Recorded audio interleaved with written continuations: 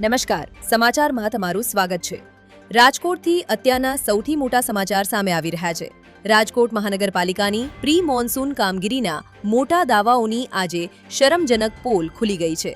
Ward number 18માં આવેલી ઓમ તિરુપતિ સોસાયટીમાં ચોમાસાની શરૂઆત થતાં જળબંબાકાર જેવી સ્થિતિ સર્જાઈ છે। સોસાયટીમાં ગોઠણસમાં પાણી ભરાઈ જતા સ્થાનિક રહેવાસીઓ અને ખાસ કરીને મહિલાઓનું જીવન અત્યંત મુશ્કેલ બની ગયું છે।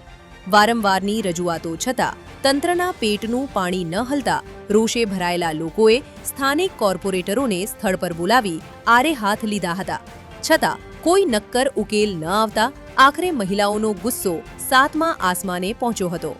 તંત્રની ઉદાસીનતાથી કંટાળીને મહિલાઓએ સીધા રસ્તા પર ઉતરી હાઈવે પર ચક્કાજામ કરી દીધો હતો। ઉગ્ર સૂત્રોચ્ચાર અને ભારે વિરોધને પગલે હાઈવે પરનો વાહન વ્યવહાર પણ ખોરવાયો હતો। ત્યારે અહીં કેટલાક ગંભીર સવાલો ઊભા થાય છે।